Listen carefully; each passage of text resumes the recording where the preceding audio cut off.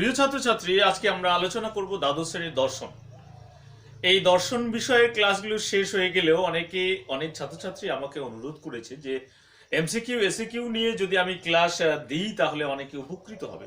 কিন্তু যারা MCQ SCQ পারে, অর্থাৎ দর্শন যারা বোঝে, লজিক করতে পারে, তাদের এমসিকিউ এসিকিউর সাধারণত সমস্যা হওয়ার কথা নয়। কিন্তু যারা ঠিকমতো বুঝতে পারে না, যাদের সমস্যা, ফলে তাদের সেই সমস্যাকে কেন্দ্র করে আজকের এই ক্লাস আমি দিয়ে রাখলাম, যদি তারা এই ক্লাসে উপকৃত হয়।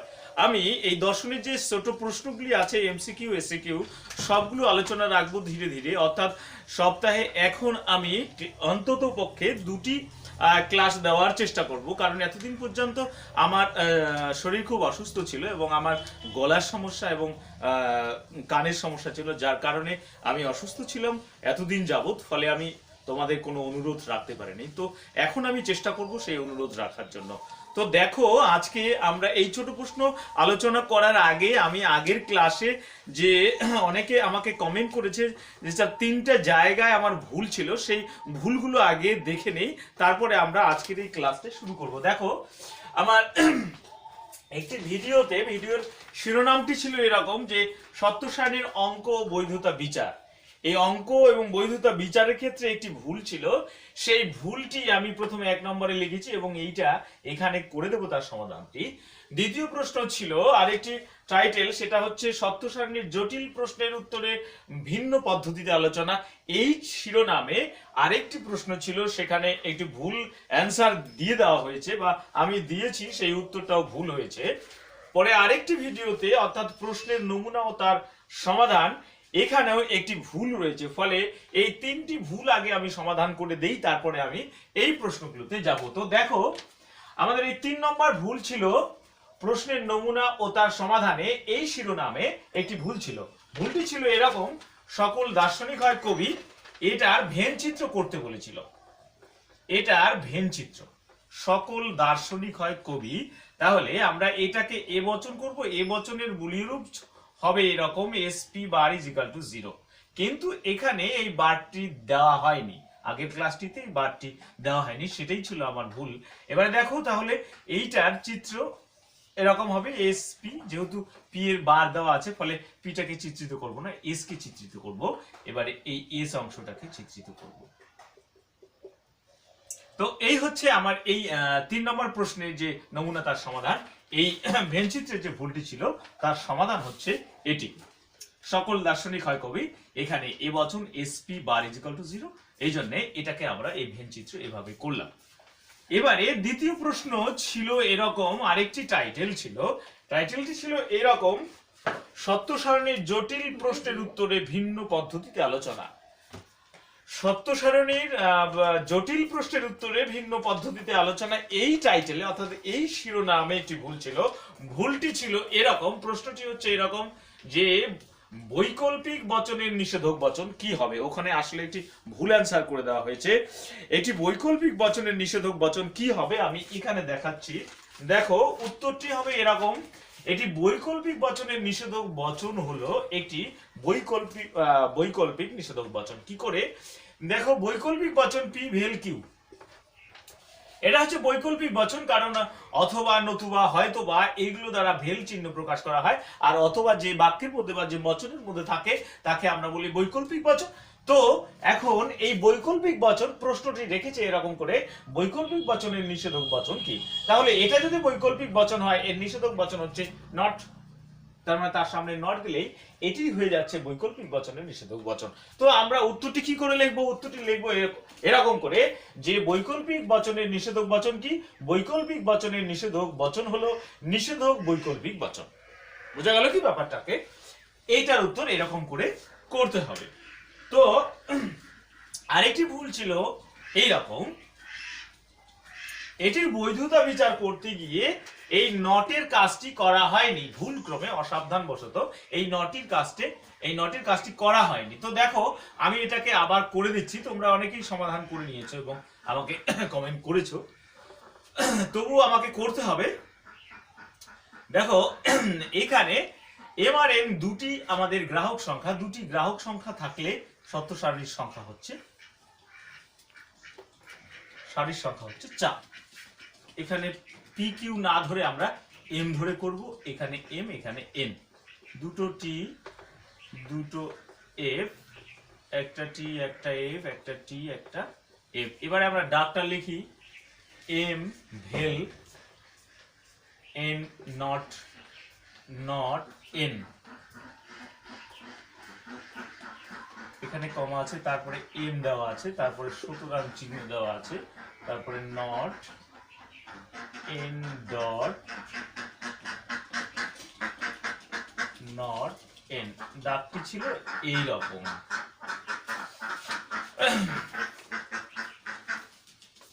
এবারে দেখো এই যে এন ডট নট এন, এই ডাকটি এরকম। তো আমরা প্রথমে এন এর মানটাকে নট করে দিই, এন এর মানটা নট হচ্ছে, তার মানে এটা টি আছে, এটা হয়ে যাবে এফ, এটা এফ আছে, এটা টি, এটা টি আছে, এটা হয়ে যাবে এফ, এটা এফ আছে, এটা হয়ে যাবে টি। এন এর মান আমাদের এইটা আছে, এখানে এন এর মান টি এফ টি এফ। এবারে দেখো এখানে ডটের সূত্র রয়েছে, ডট মানে কি, ডট হচ্ছে দুটো টি থাকলে টি হয়, দেখো দুটো টি কোথাও নেই, ফলে টি টি টি বাকি সব এফ, এখানে সবগুলি হচ্ছে এফ হয়ে যাচ্ছে। আমার এন এর মান হচ্ছে টি এফ নট করে দিয়েছি এনটাকে এখানে, যেহেতু এখানে নট রয়েছে তাহলে টিটা এফ হয়েছে, এফটা টি হয়েছে, টিটা এফ হয়েছে, এফটা টি হয়েছে। তার মানে এই দুটো মিলে আমরা এই ডটের সূত্র বের করেছি। দুটো টি থাকলে টি হয়, কিন্তু এখানে দুটো টি কোথাও নেই, কাজে সবগুলো এফ। তার মানে এই সারি আমরা এটার কাজ শেষ করলাম। এবারে আমরা এই যে এম, এমটা এম এর সারি হচ্ছে এটা, এম এর মান হচ্ছে এটা টি দুটা এফ। এবারে দেখো এইটা আর এই যে এইটা মিলে ভেলের সূত্র। তো এখানে আমরা দেখব যে ভেলের সূত্র হচ্ছে এফ এফ এফ বাকি সব টি।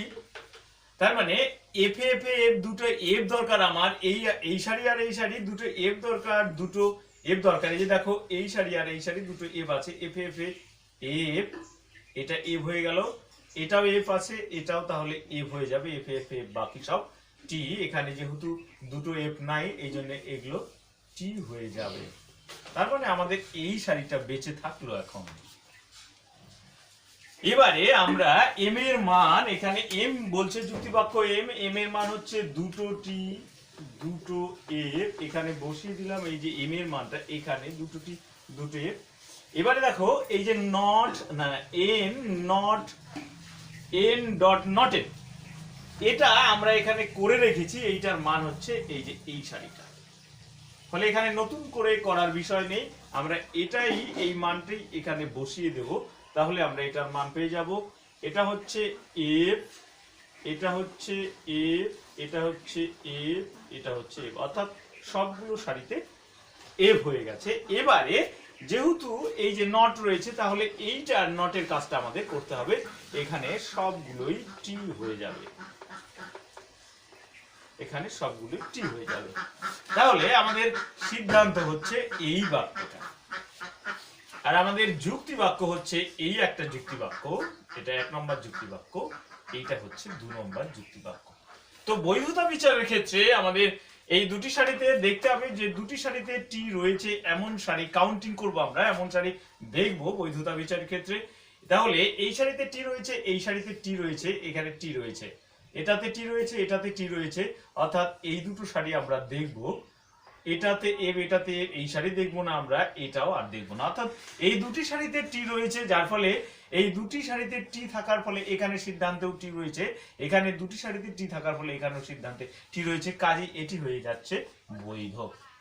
ব্যাপারটা ক্লিয়ার? এই হচ্ছে। আর আগের ভিডিওটিতে আমার এই যে নটের কাজটি করা হয়নি, যার ফলে ওটা এরকম ভুল ছিল, অসাবধানবশত আমরা এটা ভুল করে ফেলছিলাম। তো এই হচ্ছে আমাদের এই প্রশ্নগুলি, এগুলো আগের প্রশ্ন ছিল। তো আমরা আজকে যে প্রশ্নগুলি নিয়ে আলোচনা করব সেটা হচ্ছে যে ছোট প্রশ্নগুলো, যাদের অসুবিধা তারা আমাকে অনুরোধ করেছে, সেই অনুরোধের কথা রাখতেই আজকের এই ক্লাসটি দেওয়া। এবং আমি মনে করেছি যে ছোট প্রশ্নগুলো দিলে অনেক সাধারণ ছাত্রছাত্রীরা উপকৃত হতে পারবে। তো দেখো আজকে আমরা এখানে আলোচনা করব, আমি প্রশ্নগুলি তাদের যাতে ধরতে সহজ হয় সেভাবে আলোচনাটা রাখবো। তো দেখো আমাদের আজকের প্রথম প্রশ্ন এরকম, পি ভেল নট পি এই বচন আকারটি কখন মিথ্যা হবে? এই বচন আকারটি কখন মিথ্যা হবে? এই হচ্ছে আমাদের আজকের প্রথম প্রশ্ন। বলছে এই যে আকারটি, এই আকারটি অর্থাৎ এই বচন আকারটি কখন মিথ্যা হবে। তো দেখো এইটা যখন আমরা সমাধান করতে যাব তখন আমরা এখানে এই ডাকটা পরিষ্কার করে লিখে নেব, অর্থাৎ পি হুক নট পি। এবারে দেখো এইটা কখন মিথ্যা হবে, তার মানে এটা মিথ্যা হবে কখন। এবারে ধরো এই যে হুকের সূত্র, হুকের সূত্র আমরা কি জানি? হুকের সূত্র আমরা জানি টিএফ এ টিএফ থাকলে এফ হয়। তাহলে এখানে যদি আমরা আমাদের টি থাকে আর এখানে যদি আমাদের এফ থাকে, তাহলে ধরো এই যে নটটা নেই, তাহলে এই পজিশনে আমাদের কি হচ্ছে? টিএফ এ এফ হয়ে যাবে। যদি এই নটটা না থাকে তাহলে আমরা এটা লিখতে পারতাম, কি লিখতে পারতাম? যে পি এর মানটা টি থাকে, এই পি এর মানটা যদি এফ থাকে তাহলে এই পিটা কি হয়ে যায়? মিথ্যা হয়ে যায়, অর্থাৎ এই ডাকটি মিথ্যা হয়ে যায়। কিন্তু আমাদের প্রশ্নে বলেছে যে পি হুক নট পি কখন মিথ্যা হয়। তাহলে দেখো এবারে আমরা এটাকে কি করে সমাধান করব। কখন মিথ্যা হবে? আমাদের হুকের মান আমরা জানি হচ্ছে টিএফ এ এফ, অর্থাৎ হুকের মানটা হচ্ছে যদি টিএফ থাকে তবে এফ হয়। তার মানে আমাকে এখানে টি লাগবে আর এখানে এফ লাগবে, তবেই আমাদের এটা কি হয়ে যাবে? মিথ্যা হয়ে যাবে। তো এখন এই পিটা যদি টি হয় তাহলে দেখো এই পি এর মান যদি টি হয় তাহলে এই পি এর মানও টি হবে। এবারে দেখো এই পিটা নট, এই পিটা নট, তার মানে এই পিটাই অর্থাৎ এই টি এর মানটা এফ হয়ে গেল। তাহলে যখন আমাদের পি এর মানটা সত্য তখন এই পি এর সামনে নট থাকা এটা মিথ্যা হয়ে যাচ্ছে, আর তখনই এই পজিশন চলে আসছে। যখন পিটা সত্য তখনই এই মানটা এফ হয়ে যাবে, অর্থাৎ P hook not B is equal to F হয়ে যাবে। এই হচ্ছে বিষয়। তাহলে আমাদের প্রশ্ন যেটা বলেছে, প্রশ্নটির দিকে আমরা আরেকবার চোখ বুলাই। বলছে যে পি হুক নট পি এই বচন আকারটি কখন মিথ্যা। কখন মিথ্যা হবে? যখন কিনা পি এর মানটি সত্য তখন এই বচন আকারটি মিথ্যা হবে, আর এটি সত্য হলে এটি নট থাকার কারণে এটি মিথ্যা হয়ে যাবে, আর তখনই হুকের মানেরটা এটার সঙ্গে মিলে যাবে। দেখো টিএফ এ এফ মিলে গেছে। তার মানে কখন সত্য হবে? অ্যান্সারটি লিখতে হবে যখন পি সত্য তখনই এই বচন আকারটি মিথ্যা হবে। কি ব্যাপারটা ক্লিয়ার? এবারে আমরা দ্বিতীয় প্রশ্নে চলে যাব। এবারে দ্বিতীয় প্রশ্ন কি আছে আমাদের? দ্বিতীয় প্রশ্ন আছে সংযোগিক বচন কখন সত্য হয়। বলছে সংযোগিক বচন কখন সত্য হয়। সংযোগিক বচন কখন সত্য হয়। তাহলে দেখো সংযোগিক বচন আমরা মানে কাকে বলবো? পি ডট কিউ, এইটাকে আমরা সংযোগিক বচন বলতে পারি। কেন? কারণ এবং কিন্তু যা হোক এই যে শব্দগুলির জন্য আমরা ডট চিহ্ন ব্যবহার করি, আর ডট চিহ্ন যার কাছে থাকে সেই বচনটি হচ্ছে সংযোগিক বচন। তাহলে এখানে আমরা সংযোগিক বচন মানে ডট চিহ্ন রয়েছে, তাহলে সংযোগিক বচন কখন সত্য হবে? তো সংযোগিক বচন মানে হচ্ছে ডটের সূত্র দিয়ে অঙ্ক। তাহলে সংযোগিক বচন হচ্ছে ডটের সূত্র। ডটের সূত্র কি? ডটের সূত্র হচ্ছে দুটো যদি টি থাকে তাহলেই আমরা টি লিখতে পারি। তাহলে দুটো টি অর্থাৎ পি এবং কিউ উভয় যদি সত্য হয় তাহলে সংযোগিক বচন কি হয়? সত্য হয়। তাহলে আমরা এই অ্যান্সারটি কি লিখবো? সংযোগিক বচন কখন সত্য হবে? অ্যান্সারটি লিখতে হবে যে সংযোগিক বচন কখন সত্য হবে? সংযোগিক বচন যখন এই সংযোগী বচনের দুটি সংযোগী যখন কি হবে?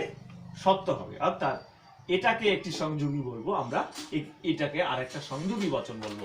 তাহলে যখন দুটি সংযোগী বচনে কি হবে? সত্য, তখনই সংযোগী বচন সত্য হবে।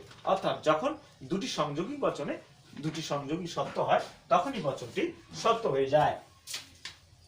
এবারে আমরা পরের প্রশ্নে চলে যাব। 3 নম্বর প্রশ্ন। 3 নম্বর প্রশ্ন কি লিখেছে? 3 নম্বর প্রশ্ন রয়েছে যে বৈকল্পিক বচন কখন মিথ্যা হয়ে যায়।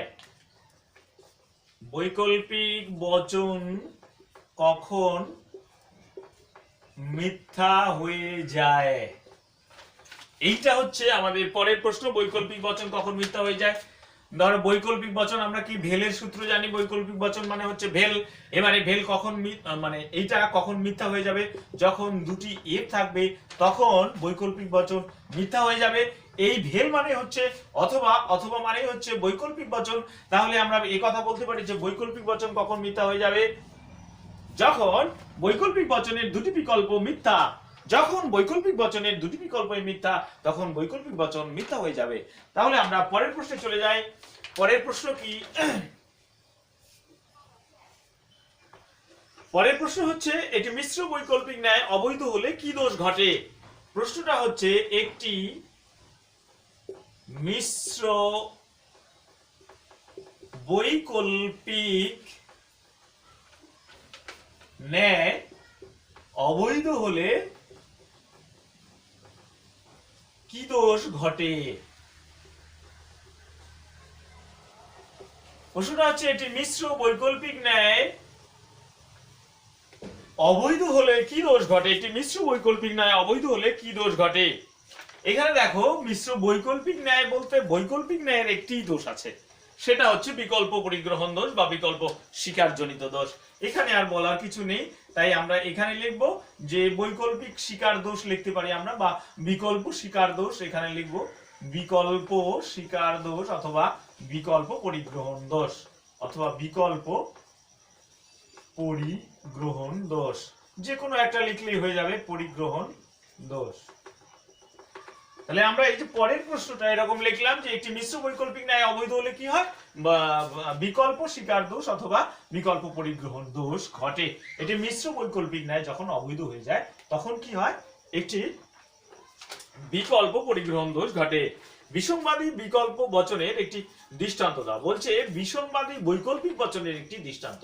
পরের প্রশ্নটা হচ্ছে বিসংবাদী, বিসংবাদী, কারণ আমাকে এখানে 20টি প্রশ্ন রয়েছে, এই জন্য প্রশ্নগুলি আমি খুব সংক্ষেপে লিখব, তোমরা একটু বুঝে নিবে আমার কথাতেই, যে এটি বিসংবাদী বৈকল্পিক বচনের একটি দৃষ্টান্ত দাও। বিসংবাদী বৈকল্পিক বচনের দৃষ্টান্ত দাও। বিসংবাদী বৈকল্পিক বচনের দৃষ্টান্ত। এখন এই বিসংবাদী কথাটার বিরুদ্ধ আমরা এর আগের ক্লাসে আমরা দেখেছি যে বিসংবাদী মানে হচ্ছে বিরুদ্ধ, অর্থাৎ বিরুদ্ধ কথার অর্থ হচ্ছে যে একটি বিকল্প সত্য হবে আর একটি বিকল্প মিথ্যা হবে। অর্থাৎ এরকম করে আমরা এটা উত্তর দিতে পারি, কি উত্তর দিতে পারি যে বিসংবাদী বৈকল্পিক বচনের একটি দৃষ্টান্ত, একটা উদাহরণ দিলে হয়ে যাবে। উদাহরণটা কিভাবে দেব, উদাহরণটা দিব অর্থাৎ একটি বচন সত্য আর একটি বচন মিথ্যা। এরকম আমরা বলতে পারি যদুবাবু বিদ্যালয়ে যায়, যদুবাবু বিদ্যালয়ে আছে অথবা যদুবাবু বাড়িতে আছে। এটা হচ্ছে একটা বৈকল্পিক বচনের একটা দৃষ্টান্ত। সে হয় জীবিত অথবা মৃত, এটা হচ্ছে আরেকটি বৈকল্পিক বচনের দৃষ্টান্ত। তাহলে এটা আমরা এভাবে লিখতে পারি, সে হয় জীবিত অথবা মৃত। তাহলে এটা কিন্তু একটি এটা কিন্তু একটি বৈকল্পিক বচনের দৃষ্টান্ত হলো। কেন বৈকল্পিক বচন, কারণ বৈকল্পিক বচনের এখানে বিসংবাদী বৈকল্পিক বচন, বিসংবাদী বৈকল্পিক বচনের নিয়ম হলো একটি বিকল্প সত্য হলে আরেকটি বিকল্প মিথ্যা হবে। দেখো এই অথবার সামনের টুকু হয় সে জীবিত, পরের টুকু মৃত। তাহলে সে যদি জীবিত থাকে তাহলে মৃত থাকতে পারে না, এই জন্য এটা হচ্ছে একটি বৈকল্পিক বিসংবাদী বচনের উদাহরণ। পরের প্রশ্নে যাই আমরা। একটি বৈকল্পিক বচনের নিষেধক বচন, এই বৈকল্পিক বচনের নিষেধক বচন কি আমি এর আগের ক্লাসে একটি প্রশ্ন ছিল এবং সেটি দেখিয়ে দিয়েছি, ফলে এই প্রশ্নটি এখানে আর আলোচনা করলাম না। এটি বৈকল্পিক বচনের নিষেধক বচন, একটি বৈকল্পিক নিষেধক বচন হবে। পরের প্রশ্ন সমমান বচন কখন মিথ্যা হয়। দেখো প্রশ্নটি হচ্ছে এরকম, সমমান বচন কখন মিথ্যা হয়। সমমান বচন কখন মিথ্যা হয়, প্রশ্নটি এরকম আছে। তাহলে সমমান বচন খেয়াল রাখতে হবে, সমমান বচন হচ্ছে ট্রিপল বার চিহ্ন দিয়ে। তাহলে ট্রিপল বারের সূত্র আমাদের দুটি টি এবং দুটি এফ থাকলে এই দুটি ক্ষেত্রেই টি হয়ে যায়, অর্থাৎ দুটি টি থাকলেও টি হয়, দুটি এফ থাকলেও টি হয়। বাকি সব ক্ষেত্রে অর্থাৎ টি এখানে এফ অথবা এখানে এফ এখানে অথবা টি যদি থাকে এরকম ক্ষেত্রে মিথ্যা হয়ে যায়। তাহলে সমমান হচ্ছে কি? সমমান হচ্ছে ট্রিপল বারের চিহ্ন। তাহলে এই সমমান বচনটা কখন মিথ্যা হয়ে যাবে? কখন মিথ্যা হয়? অর্থাৎ এই পজিশনে থাকলে, অর্থাৎ একটি সত্য আর একটি মিথ্যা, অথবা একটি মিথ্যা একটি সত্য। অর্থাৎ যখন দুটি এই বচনের যে দুটি অংশের প্রথম অংশটি সত্য অথবা মিথ্যা, পরের অংশটি সত্য অথবা মিথ্যা। অর্থাৎ এখানে একটি সত্য হলে এখানে মিথ্যা, আর এখানে মিথ্যা হলে এখানে সত্য। অর্থাৎ এই প্রশ্নটার উত্তর আমরা কিভাবে লিখব? এই প্রশ্নটার উত্তর আমরা এভাবে লিখব যে সমমান বচন কখন মিথ্যা হয়, যে সমমান বচনের একটি বিকল্প যদি সত্য হয় আরেকটি বিকল্প মিথ্যা, এবং একটি বিকল্প যদি মিথ্যা হয় তাহলে আরেকটি বিকল্প সত্য, তখন সমমান বচন কি হয়? মিথ্যা হয়ে যায়। এই হচ্ছে বিষয়। তাহলে আমরা পরের প্রশ্নে যাই। পরের প্রশ্ন কি বলছে? পরের প্রশ্ন বলছে এরকম,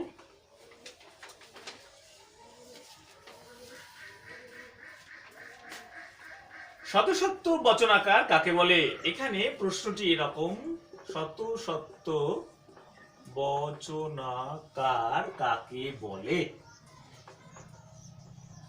শত সত্য বচনাকার কাকে বলে? এখানে উত্তরটা এরকম করে দিয়েছে যে যেসব বাক্যে সবসময় সত্য থাকে তাকে শত সত্য বাক্য বলে। যেসব বাক্য সবসময় সত্য তাকে শত সত্য বাক্য বলা হয়। অর্থাৎ যে বাক্যটা সবসময় সত্য থাকে, যে বাক্যটা সবসময় সত্য থাকে তাকেই আমরা শত সত্য বাক্য বলতে পারি। অর্থাৎ যে বাক্য সবসময় সত্য থাকে তাকে আমরা শত সত্য বলি। সরি, প্রশ্নটা এখানে এরকম নয়, প্রশ্নটা হচ্ছে শত সত্য বাক্য কাকে বলে, বচনাকার নয়, শত সত্য বাক্য কাকে বলে। তাহলে উত্তরটা কি? উত্তরটা হচ্ছে এরকম, যে বাক্য সবসময় সত্য তাকে আমরা শত সত্য বাক্য বলবো। শত সত্য বচনাকার নয়, কিন্তু শত শত বাক্য কাকে বলে। আমরা পরের প্রশ্নে যাই। পরের প্রশ্নটা হচ্ছে একটি শত মিথ্যা বচন আকারের দৃষ্টান্ত। একটি কি বলছে? একটি শত মিথ্যা বচনাকারের দৃষ্টান্ত দাও। দৃষ্টান্ত মানে উদাহরণ দিতে বলেছে। এটি কি বলছে? শত মিথ্যা বচন আকারের দৃষ্টান্ত। শত মিথ্যা বচন আকার কিরকম হবে দেখো, তোমরা এটা মুখস্থ করে রাখবে। একটি শত সত্য বচন আকার আর একটি শত মিথ্যা বচন আকার, এইভাবে মুখস্থ করে রাখবে। পি ডট নট পি, এইটা হচ্ছে শত মিথ্যা বচন আকার। কেন এটা শত মিথ্যা বচন আকার? দেখো এখানে পি গ্রাহক সংখ্যা আমাদের একটি, তাই সারির সংখ্যা হচ্ছে আমাদের 2। এবারে এটা পি যদি একটি গ্রাহক হয় তাহলে সারি হয় 2, একটা টি একটা এফ। আমাদের এইটা আমরা উদাহরণে বললাম P dot not P, P এর মান টি এফ, এই পিটা নট করে দিতে বলছে কারণ এখানে নট রয়েছে। তাহলে পিটা নট হয়ে গেলে এখানে টি ছিল হয়ে যাবে এফ, এখানে এফ ছিল হয়ে যাবে টি। এবারে দেখো ডটের সূত্র দুটো টি থাকলে টি হয়, কিন্তু দুটো টি কোনো জায়গাতে নেই, কাজেই এখানেও এফ এখানেও এফ। তাহলে সব সারিতেই এফ থাকলেই আমরা কি বলতে পারি? এটা শত মিথ্যা বচনাকার। তাহলে আমরা বলতে পারবো যে শত মিথ্যা বচনাকার একটি দৃষ্টান্ত। আমরা শুধু এইটুক লিখলে হয়ে যাবে। শত মিথ্যা বচনাকার দৃষ্টান্ত হচ্ছে পি ডট নট পি। এটি হচ্ছে একটি শত সত্য বচনাকারের বচনাকার। বোঝা গেল কি ব্যাপারটাকে? তারপরে আমরা চলে যাব পরের প্রশ্নে, যে একটি শত সত্য বচন আকারের উদাহরণ দাও। এখানে শত মিথ্যা ছিল, এবারে আমরা শত সত্য বলবো। এবারে এখানে শত সত্য বচন আকারের উদাহরণ দেব। দেখো এখানে আর কিছুই না, শত সত্য বচন আকার, শত মিথ্যা বচন আকার আমরা এইভাবে করলাম। এখানে যদি আমরা শুধু চিহ্নটাকে ভেল করে দিতে পারি তাহলেই বোধহয় মনে হয় হয়ে যায় এখানে। তাহলে দেখো এই একই সিস্টেম অনুসারে ডটটা আমি কেটে দিই।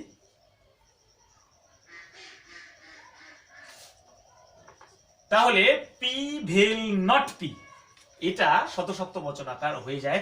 তো আমরা এখন কথাটা মিলিয়ে দেখি।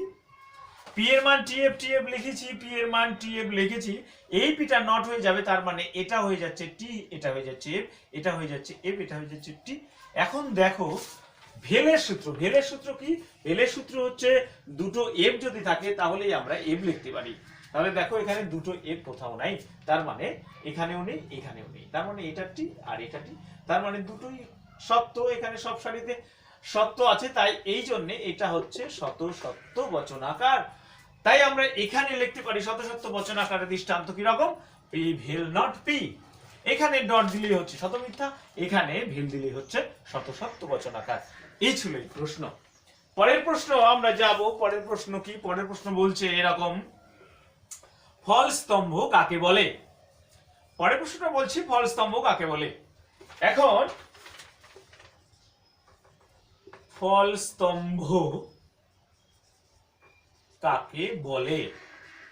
ফল স্তম্ভ কাকে বলে বলছে যে সত্য সারণীর যে স্তম্ভ থেকে বচনের সত্যমূল নির্ধারণ করা হয়, বলছে সত্য সারণীর যে স্তম্ভটি থেকে বচনের সত্যমূল নির্ধারণ করা হয় তাকে আমরা ফল স্তম্ভ বলি। ধরো এরকম একটি দাগ আছে, কি দাগ আছে? পি ভেল কিউ ডট পি, এরকম একটি দাগ। তাহলে ফল স্তম্ভ কাকে বলবো আমরা? যে স্তম্ভ থেকে সত্য সারণী নির্ণয় করা হয়। পি হুক কিউ, এখানে আমাদের দুটি দৃষ্টান্ত, T T F F T F T F. তাহলে এই যে আমাদের যে ডাকটি ছিল এরকম যে পি ভেল কিউ অর্থাৎ ভেলের মান এফ এফ এফ বাকি সব টি, এটা করে ফেললাম। আবার এই যে পি পি এর মান দুটা টি দুটা এফ, এটাও করে ফেললাম। এবারে দেখো এই দুটো মিলে কি হয়ে যাচ্ছে? এই দুটো মিলে হয়ে যাচ্ছে ডট। তাহলে ডটের সূত্র হচ্ছে কি? ডটের সূত্র হলো এরকম যে দুটো টি থাকলে টি হয়, দুটো টি থাকলে টি হয়, বাকি সব এফ। তাহলে এইটা হচ্ছে আমাদের অ্যানসার। আমরা বলতে পারি এই সারিটা হচ্ছে আপতিক। কেন আপতিক? কারণ সত্য মিথ্যা মিশিয়ে রয়েছে। এটাই হচ্ছে ফল স্তম্ভ। কেন ফল স্তম্ভ এটাকে বললাম? বলছে সত্য সারণীর যে স্তম্ভ থেকে বচনের সত্যমূল নির্ধারণ করা হলো, অর্থাৎ এই স্তম্ভটি থেকে আমরা বলতে পারলাম যে এর সত্যমূল কি? আপতিক। যদি সব সারিতে টি থাকতো বলতাম কত সত্য, সব সারিতে থাকলে শত মিথ্যা বলতাম।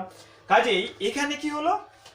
আমরা ফল স্তম্ভটা এইভাবে বুঝলাম যে যে সত্য সারণীর যে স্তম্ভ থেকে আমরা সত্যমূল বলতে পারি বা নির্ণয় করতে পারি তাকে আমরা বলি ফল স্তম্ভ। পরের প্রশ্ন, নির্দেশক স্তম্ভ কাকে বলে? আমি এই উদাহরণটিতে নির্দেশক স্তম্ভ বোঝাতে চাচ্ছি। তো দেখো ফল স্তম্ভ কমপ্লিট, এবারে পরের প্রশ্ন, নির্দেশক স্তম্ভ কাকে বলে? তো নির্দেশক স্তম্ভ আমরা কাকে বলবো? বলবো সত্য সারণীর অঙ্গবচনগুলি নিয়ে যে সকল স্তম্ভ গড়ে ওঠে তাকে নির্দেশক স্তম্ভ বলে। সত্য সারণীর অঙ্গবচনগুলি নিয়ে যে স্তম্ভ গড়ে ওঠে তাকে নির্দেশক স্তম্ভ বলে। দেখো এই যে অঙ্গবচন পি অঙ্গবচন কিউ, এই অঙ্গবচন দুটিকে নিয়ে আমাদের এই সারিটি গড়ে উঠেছে। আমাদের এই পি অঙ্গবচনটি নিয়ে এই সারিটি গড়ে উঠেছে। আবার এই সারি আর এই সারি মিলে এই ডটের আরেকটি অঙ্গবচন গড়ে উঠেছে, অর্থাৎ ডটের মানটি আমরা বের করেছি। অর্থাৎ সত্য সারণীর অঙ্গবচন, অঙ্গবচন মানে হচ্ছে এগুলো পি আর কিউ, এগুলো হচ্ছে অঙ্গবচন। তাহলে অঙ্গবচনগুলি নিয়ে যে সারিটি তৈরি হচ্ছে সেই সারিটিকে আমরা বলছি নির্দেশক স্তম্ভ। তাহলে এটা হচ্ছে নির্দেশক স্তম্ভ। বোঝা গেল নির্দেশক স্তম্ভ কাকে বলে? আমি আরেকবার উত্তরটা রিপিট করে দেই। সত্য সারণীর অঙ্গবচনগুলি নিয়ে যে সকল স্তম্ভ গড়ে ওঠে তাকে নির্দেশক স্তম্ভ বলে। এই হচ্ছে নির্দেশক স্তম্ভ, এটা এটা নির্দেশক স্তম্ভ। এবারে আমরা পরের প্রশ্নে যাই। পরের প্রশ্নটা হচ্ছে একটি বৈকল্পিক বচনের সর্বাধিক কয়টি বিকল্প থাকতে পারে? একটি বৈকল্পিক বচনে সর্বাধিক কয়টি বিকল্প থাকতে পারে? একজন আমাকে বলছিল, কমেন্ট করেছিল যে স্যার আমরা সত্য সারণীগুলো করেছি দুটি বিকল্প দিয়ে, প্রথম বিকল্প আর দ্বিতীয় বিকল্প দিয়ে। তাহলে প্রশ্নটি হচ্ছে একটি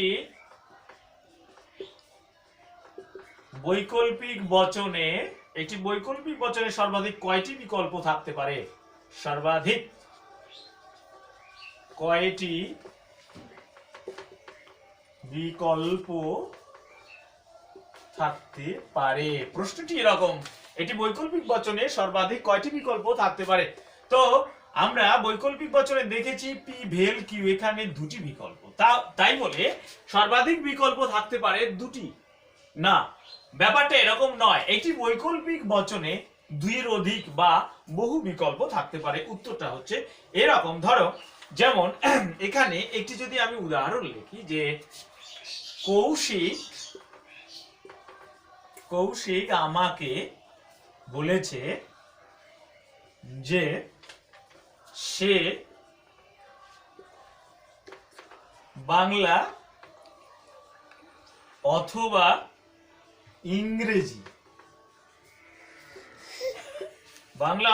ইংরেজি নতুবা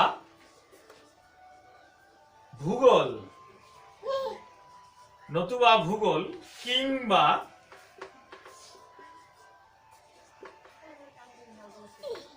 দর্শনে নয়তোবা সংস্কৃতে 100 পাবেই পাবে। দেখো এটা যে বৈকল্পিক বচন, এটা বৈকল্পিক বচন আমরা বুঝতে পারছি কি করে? এই যে অথবা, নতুবা, হয়তোবা, তাহলে এটি একটি বৈকল্পিক বচন। কতগুলি বিকল্প থাকতে পারে? এখানে একাধিক বিকল্প থাকতে পারে। কেন? কারণ এখানে অথবা দিয়ে আমরা অনেকগুলি বিকল্প রাখতে পারি। কাজেই বৈকল্পিক বচনে দুটি বিকল্প থাকতে পারে এরকম কথা বলা যায় না। হ্যাঁ, দুটি বিকল্প দিয়ে আমরা বৈকল্পিক বচন তৈরি করতে পারি বা গঠন করতে পারি, কিন্তু তাই বলে একটি বৈকল্পিক বচনে একাধিক বিকল্প থাকতে পারে। যেমন কৌশিক আমাকে বলেছে সে বাংলাতে 100 পাবে, অথবা ইংরেজিতে, নতুবা ভূগোলে কিংবা দর্শনে, নয়তোবা সংস্কৃতে 100 পাবেই পাবে। তো এরকম অথবা দিয়ে সে অনেক অপশনে রেখেছে, অর্থাৎ কোনো না কোনো সাবজেক্টে সে 100 পাবে এরকম সে কথা বলতে পারে। অর্থাৎ একটি বৈকল্পিক বচনে অনেকগুলি বিকল্প থাকতে পারে। তো আমরা পরের প্রশ্নে যাব। পরের প্রশ্ন কি? পরের প্রশ্ন হচ্ছে এরকম, নিবেশন দৃষ্টান্ত কাকে বলে? পরের প্রশ্নটা হচ্ছে নিবেশন দৃষ্টান্ত কাকে বলে? নিবেশন দৃষ্টান্ত কাকে বলে? নিবেশন দৃষ্টান্ত আমরা কাকে বলি? উত্তরটি আমি বলি যে বলছে একটি বচন আকার থেকে প্রাপ্ত একাধিক বচনগুলিকে নিবেশন দৃষ্টান্ত বলা হয়। একটি বচন আকার থেকে প্রাপ্ত একাধিক বচনগুলি থেকে নিবেশন দৃষ্টান্ত বলা হয়। এমন এবারে একটি উদাহরণ বলি, যদি বর্ণালী হাসে তবে মেঘদ্বীপ রাগ করে। দেখো এখানে যদি আর তবে রয়েছে, এই যে এইটা বচন একটা, এখানে পি, আর এই যে মেঘদ্বীপ রাগ করে এইটা হচ্ছে কিউ।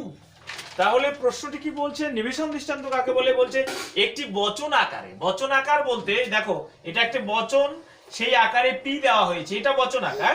এই যে মেঘদ্বীপ রাগ করে এটি আরেকটি বচন, এখানে কিউ দেওয়া হয়েছে।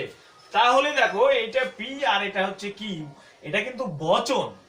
তাহলে বচন আকারে পি দেওয়া হয়েছে, কিউ দেওয়া হয়েছে। তার মানে এখানে বলছে একটি বচন আকারে প্রাপ্ত একাধিক বচন। এখানে বর্ণালী হাসে না বলে পাপিয়া হাসে, পায়েল হাসে, এরকম আমরা বলতেই পারি। কাজেই এই যে বচন আকার, এই বচন আকারে যে একাধিক কি পাওয়া যায়, যে একাধিক বচনগুলিকে নিবেশন দৃষ্টান্ত। অর্থাৎ এই বচন আকারের মধ্যে, অর্থাৎ যদি পি তবে কিউ, এই যে একটি বচন আকার, এই বচন আকারের মধ্যে, অর্থাৎ এই বচন আকার থেকে যে বচনগুলি পাওয়া যাবে সেই বচনগুলিকেই বলা হবে নিবেশন দৃষ্টান্ত। অর্থাৎ এই পি এর বদলে আমরা পেতে পারি বর্ণালী হাসে, এই পি এর বদলে আমরা পেতে পারি কৌশিক খেলে, এই পি এর বদলে আমরা পেতে পারি রাম মরণশীল, শ্যাম মরণশীল, এরকম। তাহলে এগুলি হচ্ছে নিবেশন দৃষ্টান্ত। আমরা পরের প্রশ্নে চলে যাব। পরের প্রশ্ন কি? আমাদের পরের প্রশ্ন হচ্ছে একটি দ্বিপ্রাকল্পিক বচনের বাস্তব দৃষ্টান্ত দাও। দ্বিপ্রাকল্পিক বচন, দ্বিপ্রাকল্পিক বচন মানে হচ্ছে দ্বিপ্রাকল্পিক বচন। এই দ্বিপ্রাকল্পিক বচন মানে কি? দ্বিপ্রাকল্পিক বচন মানে হচ্ছে এই ট্রিপল বার, ট্রিপল বার দিয়ে একটি কি বলতে হবে, একটি উদাহরণ দিতে হবে। কি উদাহরণ? যে অরিন্দম ক্লাসটি বুঝবে, অরিন্দম ক্লাসটি বুঝতে পারবে বা বুঝবে যদি এবং কেবল যদি তার মাথা ঠিক থাকে। এই দ্বিপ্রাকল্পিক বচন, এই যে যদি এবং কেবল যদি, এটাকে আমরা যুক্ত করে আমরা এরকম ভাবে বলতে পারি যে অরিন্দম ক্লাসটি বুঝতে পারবে যদি এবং কেবল যদি তার মাথা ঠিক থাকে। এরকম বললেই আমরা একটি দ্বিপ্রাকল্পিক বচনের উদাহরণ পেয়ে যাই। এবারে শতসত্য বচন আকার কাকে বলে আমি এটা মুখে বলে দিই। শতসত্য বচন আকার কাকে বলে? যে বচন আকারে প্রধান স্তম্ভের প্রধান যোজকের সব কয়টি নিবেশন দৃষ্টান্ত সত্য হয় তাকে শতসত্য বচন আকার বলে। তো দেখো, এই শতসত্য বচন আকার আমরা এর আগেও একটি প্রশ্নের মধ্যে দেখলাম। এখানে বলছে সংজ্ঞা চাইছে যে এসিকিউ প্রশ্নে থাকতে পারে যে শতসত্য বচন আকার কি। যে তাহলে যে বচন আকারে প্রধান স্তম্ভের যোজকের, ধরো এই একটা বচন পি ডট কিউ, এটা একটা স্তম্ভ, প্রধান স্তম্ভ। এখন T T F F T F T F, এইরকম আমরা এখানে উত্তরটা করে দিই। দুটো টি থাকলে টি, বাকি সবগুলো হচ্ছে এফ।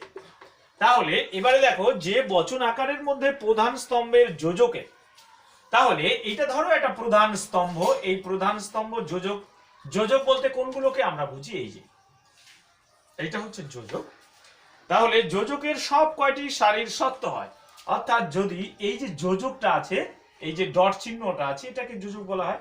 তো এই যে সারিটা, এই সারিটার সবগুলো নিবেশন দৃষ্টান্ত যদি কি হয়, শতসত্য হয়, সবগুলো সারি যদি শতসত্য হয়, তাহলে আমরা সেই বচনটিকে আমরা শতসত্য বচন আকার বলতে পারি। তাহলে আমরা এটাকে ভাষা দিয়ে সংজ্ঞাটা কিভাবে বলতে পারি? যে বচন আকারের প্রধান স্তম্ভের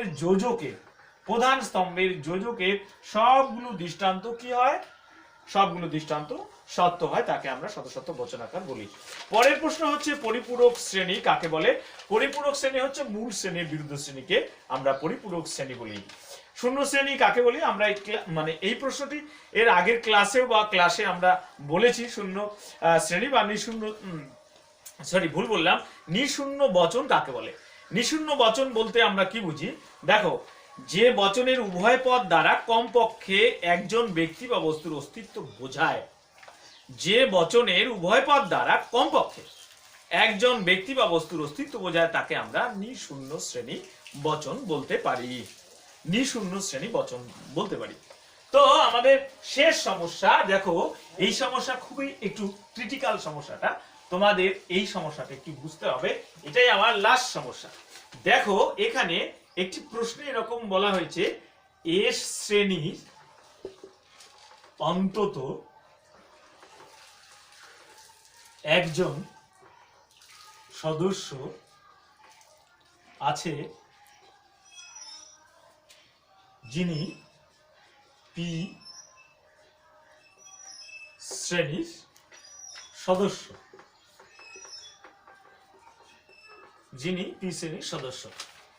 এ শ্রেণীর অন্তত একজন সদস্য আছে যিনি পি শ্রেণীর সদস্য। এই বাক্যটিকে বুলীয় লিপিতে প্রকাশ করতে হবে। বুলীয় লিপিতে প্রকাশ করো। এটা কি করে করব আমরা? বলছে এ শ্রেণীর অন্তত একজন সদস্য আছেন যিনি পি শ্রেণীর সদস্য। এটার বুলীয় লিপি কি করব আমরা? দেখো এটা কি, অর্থাৎ যে শ্রেণীর অন্তত একজন সদস্য আছে, এরকম শ্রেণীকে আমরা কি বলতে পারি? শূন্য শ্রেণী বলতে পারি না নিশূন্য শ্রেণী, অর্থাৎ শূন্য শ্রেণী নয় এরকম বলতে পারি। তাহলে শূন্য শ্রেণী নয় হচ্ছে আই বচন। তাহলে আমরা এটাকে এসপি নট ইকুয়াল টু 0 করতে পারি। এটার অর্থ হচ্ছে এটা। কি করে এটা? দেখো এখানে বলছে যে এ শ্রেণীর অন্তত একজন সদস্য আছে যিনি পি শ্রেণীর। তার মানে আই বচন যখন আমরা লিখি তখন কি লিখবো? কোন লিখি, আর লিখি হয় লিখি, এখানে এস দেই, এখানে পি দেই। তার মানে ব্যাপারটা কি হলো? কোন কোন এস হয় পি। আর আমাদের এখানে বাক্যটি কি ছিল, বলছে এস শ্রেণীর অন্তত একজন সদস্য, অর্থাৎ কোন কোন এস তার মানে একটি হলো এস কি হবে, পি হবে। এই কথার অর্থ তাই, কোন কোন এস হয় পি, তার মানে হচ্ছে এস শ্রেণীর অন্তত একজন সদস্য আছে যিনি কিনা পি শ্রেণীর সদস্য। বোঝা গেল? তো এই ছিল আজকের আলোচনা। তো আমরা এর পরবর্তী দিনে আরো এরকম কিছু ছোট প্রশ্নের সমস্যা আমরা দেখব। তো আশা করি এই প্রশ্নগুলি তোমরা যদি নিয়মিত দেখো তাহলে ছোট প্রশ্নের ভীতি সম্পর্কে দূর হয়ে যাবে, তোমরা এগুলো ভালো করে করবে। তো আজকে আমরা এ পর্যন্তই রাখলাম, কেমন?